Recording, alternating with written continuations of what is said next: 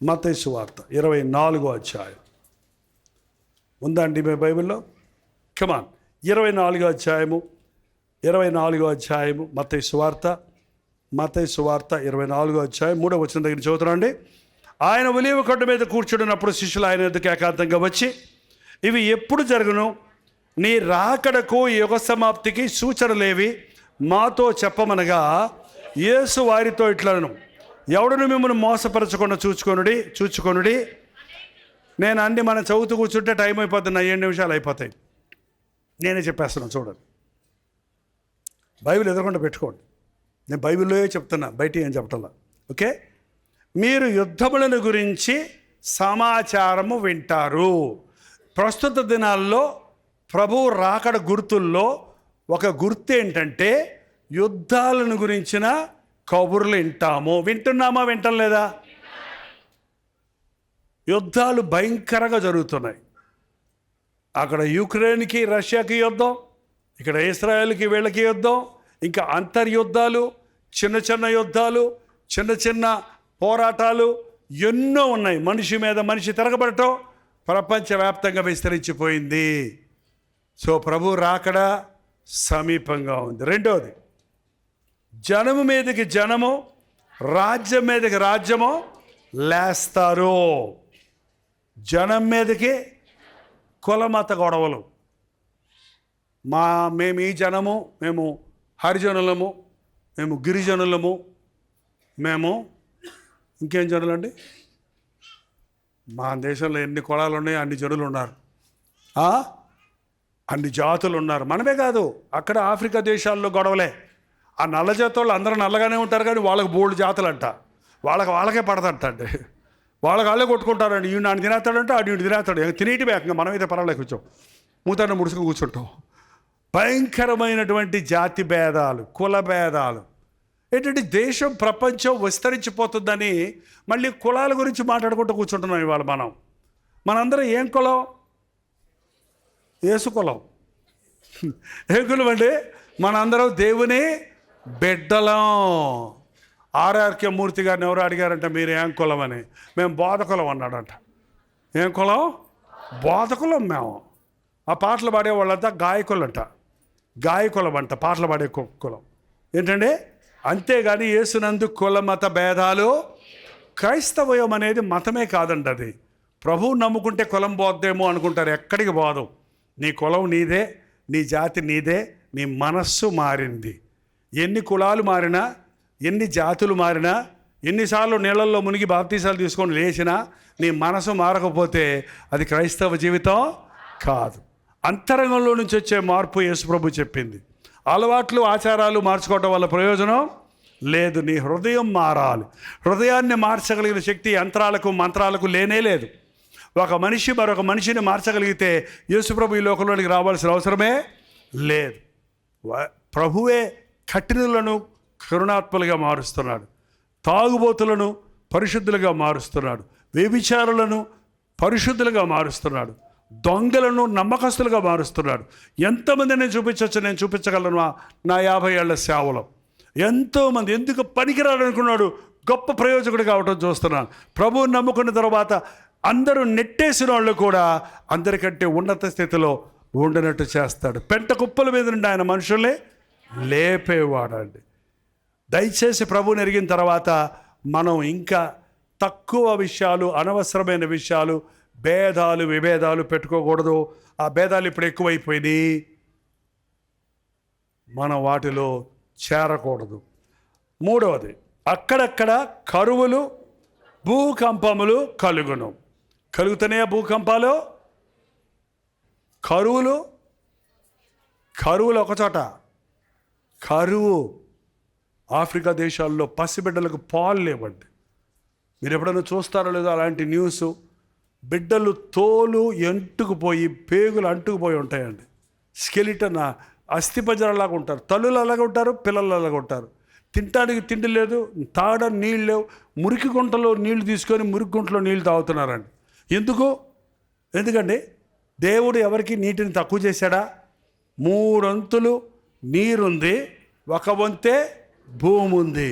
ఎందుకంటే 1 వంతులో ఉన్న భూమిని మూడంతుల నీళ్లు కూల్ చేస్తాయని, వాటికి సరఫరా చేస్తాయని ఎన్ని నదులు పెట్టాడో దేవుడు. ఆ నదులు పొంగితేనేమో పొంగి ముంచేస్తున్నాయి, ఎండితేనో ఎండిపోతున్నాయి. ఏంటంటే కారణం ప్రకృతి కూడా తిరగబడుతుంది మానవుడి మీద. కారణం ప్రకృతిని సృష్టించిన సృష్టికర్త మీద మనం తిరగబడుతున్నాం.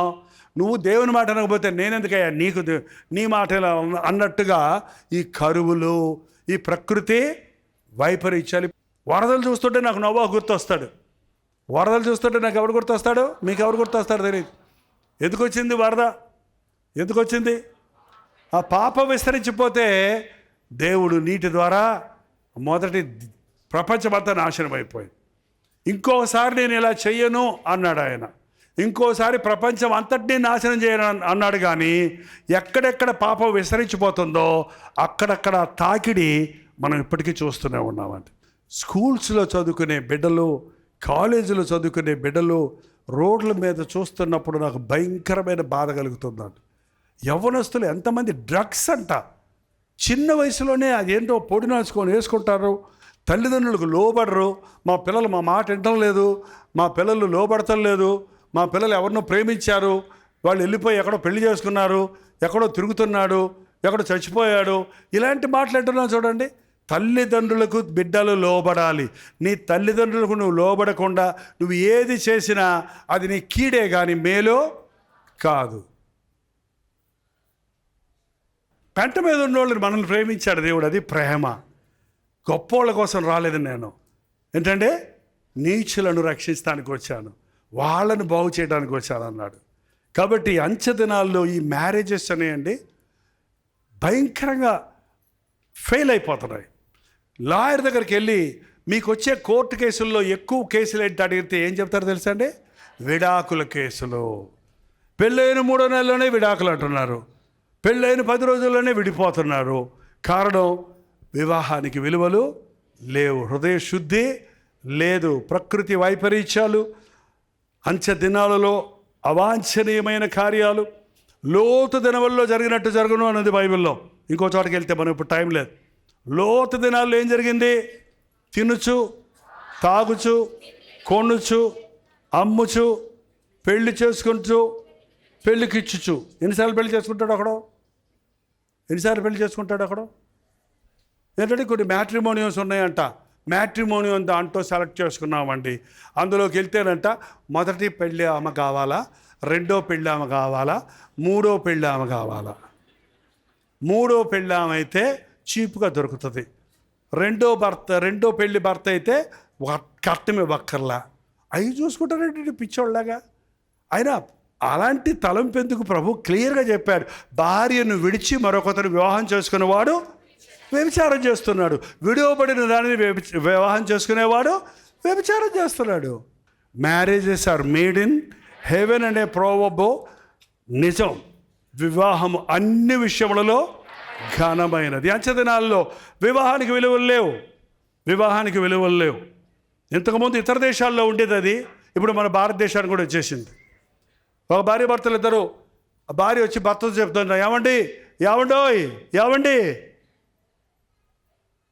నా పిల్లలు మీ పిల్లలు కలిసి మన పిల్లల్ని కొడుతున్నారని అంటట. ఏంటంట? మనకిద్దరికి పుట్టిన పిల్లలు కొడుతున్నారంట. అంటే ఈమెకు పెళ్ళే పిల్లలు కానింది, ఆయనకి పెళ్ళే పిల్లలు కన్నారు, ఇప్పుడు వీళ్ళిద్దరు పిలుచుకొని పిల్లలు కన్నారు, ఇప్పుడు ఆ ఇద్దరు పిల్లలు ఈ పిల్లల్ని కొడుతున్నారు, మళ్ళీ ఏడుస్తున్నారంట. ఎట్టుంటుందండి ఇది? కుక్కలకి, జంతువులకి వరుస వాయులు లేవు, వివాహాలు ఉండవు, కుటుంబాలు. మనం దేవుని స్వరూపంలో చేయబడ్డాం. వివాహం అనేది చవకబారు శరీర కోరికల కొరకు చేసేది కాదు. అది ఆధ్యాత్మికంగా బలపడడానికి, ఒకరినొకరు ఆదరించుకోవడానికి, ఒకరితో ఒకరు సహకరించుకోవడానికి, గర్భఫలం ద్వారా భూమిని నింపడానికి దేవుడు ఇచ్చినటువంటి బంధం అది, వివాహ బంధం. అచ్చతరాల్లో పురుషులతో పురుషులు, స్త్రీలతో స్త్రీలు. ఇతర దేశాల్లో, కొన్ని దేశాల్లో 2 అబ్బాయిలకి పెళ్ళంట, 2 అమ్మాయిలకి పెళ్ళంట. సిగ్గు. దేవుడు నరుని చేసినప్పుడు పురుషునిగాను స్త్రీనిగాను చేశారు, కానీ మధ్య రకం లేదండి. ఇక అది ఎక్కడో హార్మోనియల్ ఇన్బ్యాలెన్స్ వలన ఒకరిద్దరు ప్రాబ్లమ్స్ ఉంటాయి. కానీ కొందరు తల్లి గర్భంలో నుండి అపుష్కలుగా పుట్టిన వారు కలరని ప్రభు చెప్పాడు. వాళ్ళ గురించి దేవుడు ఏమంటాడంటే, వాళ్ళ గురించి మీరు బాధపడొద్దు, షండుడని ఎవరు వారిని నిర్లక్ష్యం చేయొద్దు, వారిని కుమార్తెల కంటే నేను ఎక్కువ చూసుకుంటాను అన్నాడు. వాళ్ళ పితరులను బట్టో, వాళ్ళ వంశాన్ని బట్టో, వాళ్ళ మీదకి వచ్చిన శాపాన్ని బట్టి దేవుడు వారి పక్షంలో ఉండి వారిని కూడా వాడుకుంటారు, అది వేరే సంగతి. కానీ వాళ్ళకి కావాలని కల్చర్, ఆ వేషభాషలు వేసుకొని పురుషుడి వస్త్రాలు స్త్రీ వేసుకోకూడదు, స్త్రీ వస్త్రధారణ పురుషుడు చేయకూడదు. మనం ఇప్పుడు పురుషులు ఎవరో తెలియదు, స్త్రీలు ఎవరో తెలియదు. వాళ్ళు జీన్సే, వీళ్ళు జీన్సే. వాళ్ళు టీషర్ట్లే, వీళ్ళు టీషర్ట్లే. ఈయనేమో జుట్టు పెంచుకుంటాడు, ఆమె ఏమో జుట్టు కత్తిరించుకుంటుంది. అప్పుడు ఎవరెవరో తెలియట్లా. కొన్ని దేశాల్లో అయితే ఏం తెలియదు అసలు, వాళ్ళకి మీసాలు ఉండవు. కొన్ని దేశాలు వాళ్ళకి గడ్డాలు మీసాలు ఉండవు, వాళ్ళకి నున్నగా ఉంటారు. కాబట్టి అందరూ ఒకలాగా ఉంటారు. అక్కడే విస్తరించిపోతుంది. ఇది తప్పైన కామాతురత ఉంది బైబిల్లో. కామాతురత ఎక్కువైపోద్ది. కామ సంబంధమైన పాటలు, కథలు, మూవీస్. ఇవాళ చూడండి ఎంత అసభ్యంగా భార్యాభర్తల మధ్య పవిత్రమైన బంధముని, బెడ్రూమ్లో జరగవలసిన కార్యాలను స్క్రీన్ మీద అందరికీ చూపిస్తూ ఎంతమందిని పాపానికి రెచ్చగొడుతున్నారు. ఇవాళ సిగ్గు లేకుండా మాట్లాడుకుంటున్నారు. ఇవాళ కుటుంబంలో భార్యాభర్తల మధ్య ఉన్న సంగతులను బహిరంగంగా. కారణం మానవత్వం చచ్చిపోయింది. మానవుడు మృగం కంటే హీనస్థితికి అక్రమము విస్తరించింది. ప్రభు చెప్పిన గుర్తుల్లో అదొకటి చూడండి, అక్కడే ఉండండి. 24వ అధ్యాయంలో ఉండడం చూడండి. అక్రమం విస్తరించినందున అనేకుల ప్రేమ చల్లారిపోతుంది. అక్రమం విస్తరించిపోయింది. ఎక్కడ చూసినా పాపం విస్తరించిపోతుందండి. ఈజీగా మనుషుల్ని చంపేసుకుంటున్నారండి. దేవుడు చెప్తున్నాడు అక్రమం విస్తరించిపోయింది. అందుకే ప్రేమ లేదు, జాలి లేదు, దయ లేదు. మా చిన్నప్పుడు కుక్క పిల్లకి దెబ్బ తగిలికి కొంచెం రక్తం వస్తే అయ్యయ్యో అనేవాళ్ళం. అనరండి, ఇప్పుడు కూడా అంటారు కొంతమంది. కుక్క కాలుకి రక్తం కారుతుంటే అయ్యో పాపం అనరా? ఇవాళ యాక్సిడెంట్ అయ్యి మనిషి రక్తం మడుగులో పెడితే అయ్యో అంటారా? చల్లది చస్తే బాగుంటుంది, చస్తే తీస్తే బాగుంటుంది. మనుషుడు ఎక్కడ చచ్చిపోతాడో చూపిస్తాడంట, ఈయన అందులో పెట్టుకుంటాడంట, ఈయనకు వ్యూవర్స్ ఎక్కువ వస్తాడంట. అందుకొని జాలి లేదు, నీతి లేదు, అక్రమం విస్తరించిపోయింది, ప్రేమ చల్లారిపోయింది. ప్రేమ అనే పదం మాత్రం తెగదిరుగుతుంది ప్రపంచమంతా. Love love love, there is no love. ఒట్టి కబుర్లే,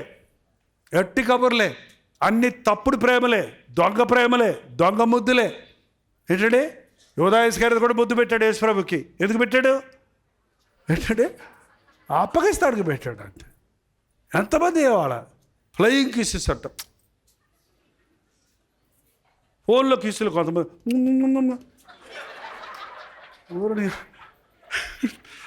ఏం మనుషులండి, ఎంత మానవుడికి రియాలిటీ లేదు, అంత ఫేక్, అంత బొమ్మలు చూసి అంత గాల్లో మేడలు కట్టుకోవటమే కానీ బతుకులు అనుభవించేది లేదు. కారణం మనుషుడు దేవుణ్ణి విడిచిపెట్టేశాడు, దేవుణ్ణి మరిచాడు. వాడికి నీతి న్యాయాలు ఉండవండి, అతను గ్రహింపు ఉండదు.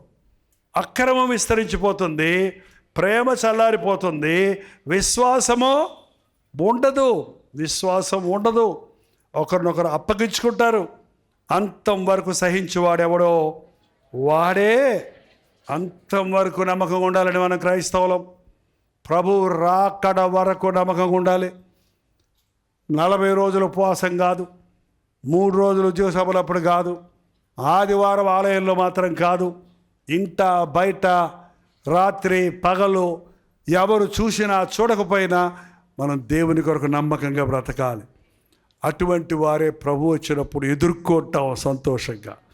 అప్పుడు వాడు భయపడటానికి ఏమీ లేదు. ఇక ప్రభు రాకడం చూసి ఆనందంతో హల్లెలూయా పడుతూ కనురెప్పపాటులో ఈ మట్టి శరీరం మహిమ శరీరంగా మార్చబడుతుంది. మనం మధ్యాకాశంలోనికి ఎత్తబడతాం, ప్రభుతో పాటు దేవుని రాజ్యంలో జీవించబోతున్నాం. ఈ లోకంలో మనం దేవుని మాటలు వినకుండా పై భక్తిని మాత్రమే ఆచరించి హృదయ శుద్ధిని కాపాడుకోకుండా వాక్యానుసారంగా జీవించకుండా దేవుని యందు విశ్వాసం ఉంచకుండా మనం జీవిస్తే అవిశ్వాసులు, దొంగలు, వ్యభిచారులు, విగ్రహారాధికులు, ఒక పెద్ద లిస్టే ఉంది. ఒకసారి చదివేద్దాం చూడండి. ప్రకటన గ్రంథం 21:8. ప్రకటన 28:1. నా టైం అయిందని నాకు తెలుసు, నేను ముగిస్తున్నా.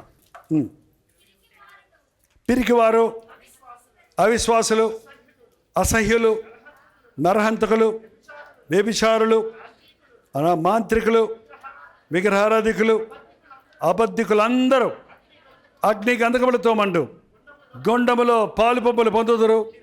ఇది 2వ మరణం. భయంకరం అండి. మనం ఇలాంటి పాపాల్లో ఉండి పరలోకం వెళ్దామనుకుంటే వెళ్ళదు. అలాంటి పాపాలు ఉన్నప్పటికీ మన పాపమును మనం ఒప్పుకొనిన ఎడల ఆయన నమ్మదగిన వాడు, నీతివంతుడు కనుక మనల్ని పరిశుద్ధపరుస్తాడు. మీలో కొందరు అట్టివారై ఉంటుంది, కానీ క్రీస్తు రక్తంలో కడగబడి నీతివంతులుగా తీర్చబడి ఆత్మ ద్వారా మీరు పరిశుద్ధపరచబడ్డారు. పరిశుద్ధపరచబడ్డావా? మన పాపాలు పోగొట్టుకోవడానికి ఏం చేయక్కర్లా, పశ్చాత్తాపడాలి. నేను పాపిని అని యథార్థంగా నీ హృదయంలో నీవు గ్రహించి యేసు ప్రభు సన్నిధిలో ఒప్పుకోవాలి. నీ పాపం కొరకే సులువులో ఆయన మరణించాడు. నీకు రావలసిన సిగ్గును ఆయన భరించాడు. నీ శిక్షను ఆయన భరించాడు. నీ పాపం వల్ల వచ్చిన జీతాన్ని, మరణాన్ని ఆయన మింగేశాడు. కాబట్టి ఆయన సన్నిధిలో మన తప్పొప్పుకుంటే ఆయన హీ పెయిడ్ ఇట్ ఆల్. ఆయన ఆల్రెడీ మన పాపానికి పరిహారం చేశాడు కనుక మనకు ఆయన నామంలో ఇవాళ పాప క్షమాపణ ఉంది. నీకంటే ముందు వేశ్యలు, దొంగలు దేవుని రాజ్యానికి వెళ్తాడని పరిశీలనతో చెప్పారు.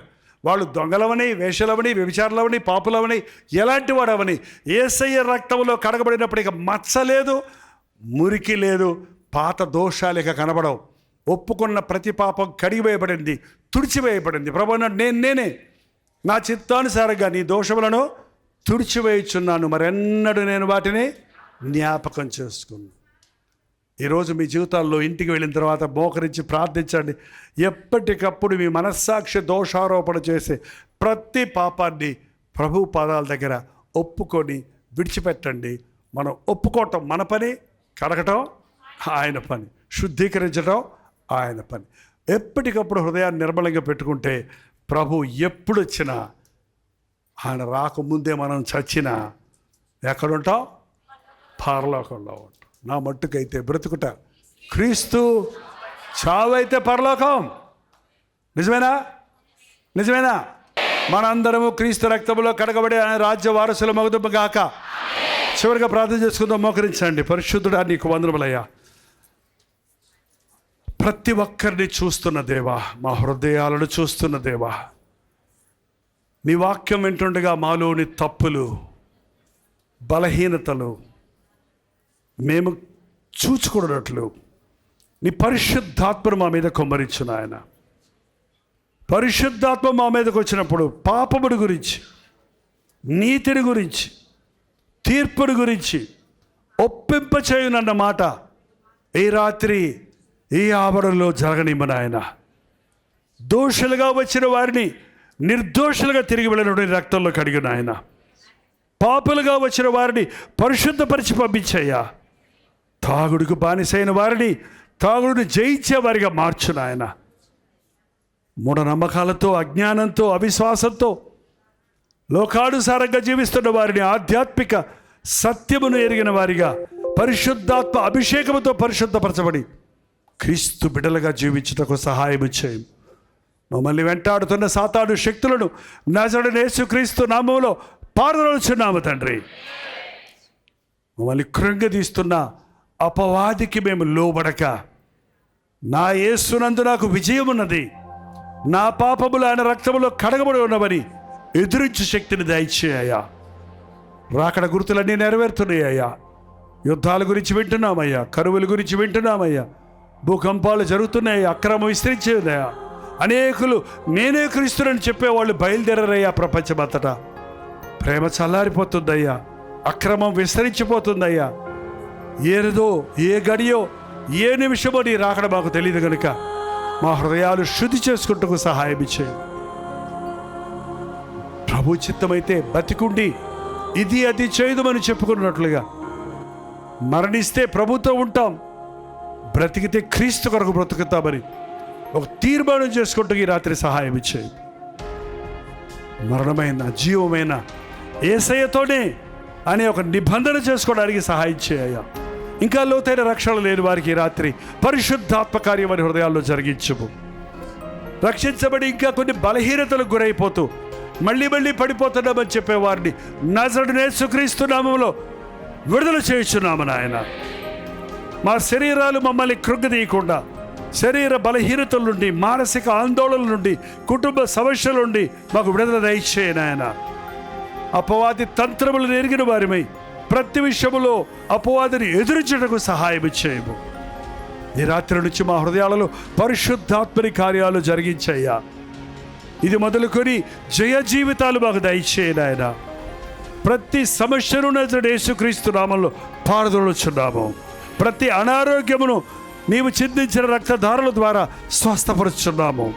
ప్రతి ఆటంకమును నీ నామంలో తొలగించుచున్నాము. ప్రతి ఓటమిని నీ నామములో విజయముగా మారుస్తున్నాము. ప్రతి బాధ, వేదన ఆనందముగా, తృప్తిగా మారుటకు పరిశుద్ధాత్మని కార్యాలు జరిగించయ్యా. ఈ గట్టుగదరు ముగిసినా, మేము మా వెళ్ళకు వెళ్ళినా మమ్మల్ని విడువని ఎడబాయిన దేవుడిగా నీ ఉన్నావని, నీ పరిశుద్ధాత్మ కార్యాలు మాలో కొనసాగుటకు, పరిపూర్ణులుగా పరిశుద్ధులుగా నీ రాకడ కొరకు సిద్ధపడిన వారిగా ఉండుటకు సహాయం చేయము. ఆశతో వచ్చిన ప్రతి ప్రాణిని తృప్తిపరిచి పంపించము. ప్రతి అనారోగ్యంతో వచ్చిన వ్యక్తిని నజరేయుడైన యేసుక్రీస్తు నామములో స్వస్థపరచున్నాము తండ్రి. ఆయన తన వాక్కును పంపి వారిని స్వస్థపరిచినన్న మాట అక్షరాల ఈ రాత్రి అక్కడ నెరవేర్చును. ఆయన మాతో పాటు లైవ్లో జూమ్లో చూస్తున్న వారిని కూడా కనికరించి, ఏ దేశాల నుంచి, ఏ పట్టణాల నుండి ఎవరెవరు ఎక్కడ ఏకీభవిస్తున్నారో, ఎక్కడున్న వారి సమస్యలు ఏదో, ఏ దోషం ఏదో, ఏ బలహీనత ఏదో, పరిశుద్ధాత్మని కార్యము ఇక్కడ అక్కడ జరుగునట్లుగా నీ ఆత్మను కుమ్మరించుము నాయన. ఈ రాత్రి నిండైన దీవెనలు మాకిచ్చి, నిశ్చితమైతే నీ రాకల ఆలస్యమైతే మరల కలుసుకోవడానికి, లేక నీ రాజ్యంలో నిరంతరం ఉండే ఆ పరలోకములో నీతో పాటు జీవించుటకు మా ఒక్కొక్కరికి నీ సహాయం చేయమని యేసు క్రీస్తు నామములో అడుగుచున్నాము తండ్రి. మన తండ్రి అయిన దేవుని యొక్క ప్రేమయు, కుమారుడైన క్రీస్తు యొక్క కృపయు, ఆదరణకర్త అయిన పరిశుద్ధాత్మ యొక్క సహవాసము కూడి వచ్చిన మనందరికీ ఇప్పుడును సదాకాలమును తోడై ఉండును గాక. ఆమేన్, ఆమేన్, ఆమేన్. నీ నామమునే కొనియాడెదను, నీ సన్నిధిలో నే పాడెదను. నీవే నా జీవము, నీవే నా స్వాస్థ్యము. బెంగళూరు పరిసర ప్రాంతాల్లో ఉన్న వారికి శుభవార్త.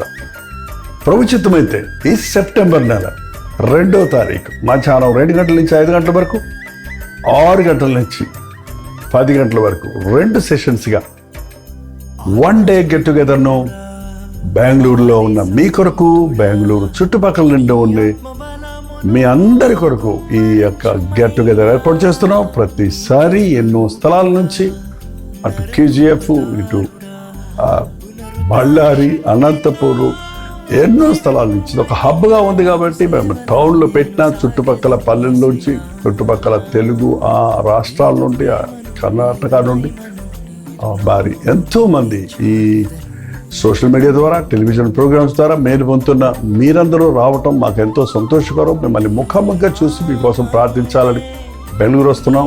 రండి, ఈ 1 డే గెట్ టుగెదర్లో పాల్గొని దైవాశీర్వాదాలు పొందండి.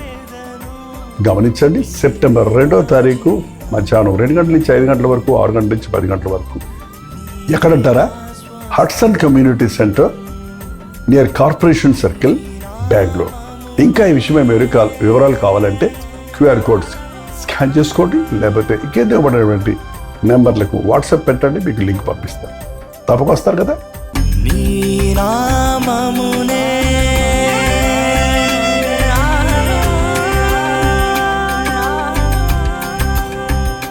మీ పక్షంలో మేము ప్రార్థించాలని ఆశిస్తే మీ పేరు, చిరునామా వివరాలతో పాటు మీ ప్రార్థన అవసరాలు మాకు తెలియచేయండి. మీ పక్షంలో విజ్ఞాపన చేయడానికి మేము ఎప్పుడు సిద్ధంగా ఉన్నాం. ఈ కింద పడినటువంటి ఫోన్ నెంబర్లకు మీరు వాట్సాప్ మెసేజ్ పంపించవచ్చు. వాటిని పరిశీలించి ప్రభు సన్నిధిలో మీకోసం విజ్ఞాపన చేస్తున్నాం.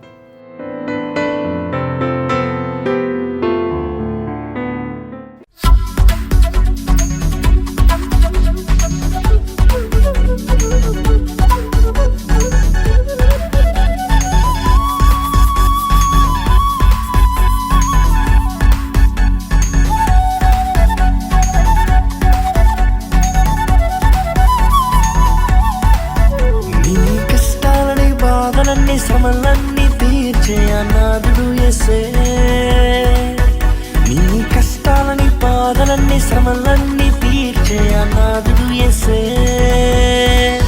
ఆది నుండి ఉన్నవాడు ఆ దేవుడు, అద్భుతాలు చేసేవాడు నా యేసుడు. ఆది నుండి ఉన్నవాడు ఆ దేవుడు, అద్భుతాలు చేసేవాడు నా యేసుడు.